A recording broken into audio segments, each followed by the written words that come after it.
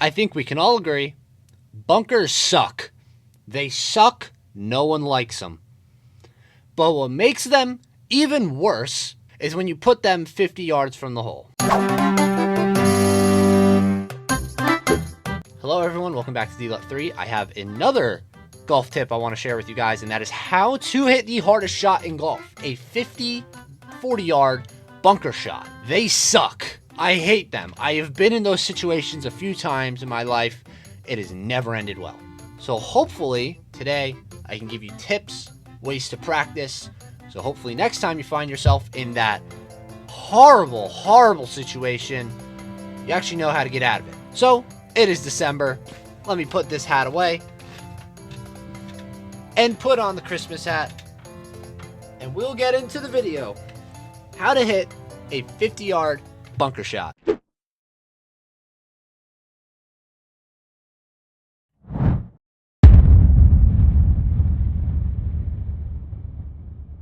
What you need to do to hit a 50-yard bunker shot is pretty simple. In the bunker, catch the ball as clean as possible. You need to go face to ball with barely any sand in between, which is really hard to do. So because it is really hard to do, the first step to really get you to hit the shot well is to swing freaking hard.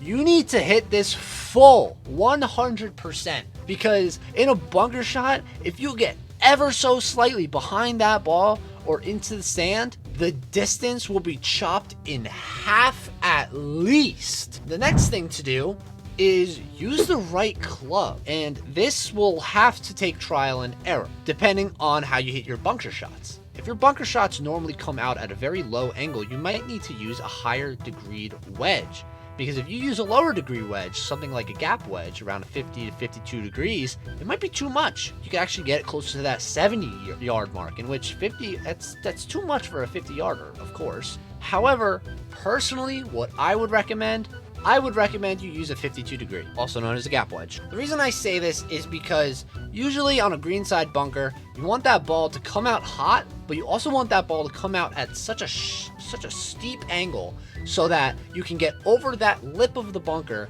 And not only that, but you can then get on that green and sit wherever that ball lands. That way you can use your pin as just a target. However, on 50 yards, you got to hit it at a more shallow angle to get it going that distance. To do that, you need less degrees, so use a less degree wedge. I do not at all recommend using a pitching wedge. Pitching wedges don't have bounce. If you look at this club right here, you can see on the bottom part, it has kind of a heavier side. That's known as the bounce of it. I don't need to get into it, but if a wedge has that, it allows you to get out of bunkers pretty simply. But with a pitching wedge, they usually don't have bounce, which makes me question why a pitching wedge is not called a 10 iron. So I would recommend a 52 here. However, you know your bunker shots the most. On your normal bunker shots, you need to analyze what would it normally do. Would it come out steep? Would it come out shallow? Depending on that, you should use either a 60, 56, or 52 degree wedge. And the last very simple tip I have for you is practice.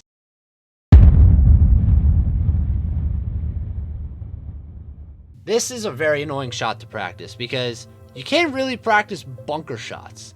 Bunker shots you can only practice through experience unless you go to a high quality golf course that has a practice bunker. How do you deal with this? If you're like me and don't like spending over $60 on a round of golf, I'm actually even worse than that. I don't like spending more than $40 on a round of golf. What you can do is go to your local baseball field. It's pretty simple.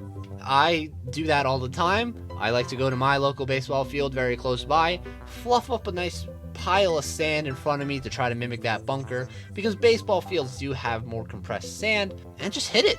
Set up a cone around 50 yards, bring your rangefinder, bring your wedges, and practice it. Make sure you just try to keep that wedge very clean contact on the ball and not get into the ground too much.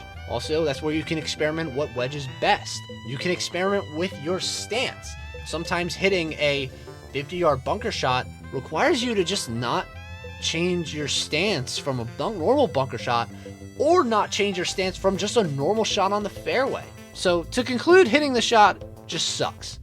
And you might have noticed there's really not a lot of steps I can really give you here, because it's hard. It's that hard. It's the hardest shot for a reason, because it's the hardest shot to not only perform, but it's also the hardest to practice, because to practice it, you gotta like perfect it. And then it's also just, you don't find yourself in the situation to practice it. And also make sure you rake the bunker.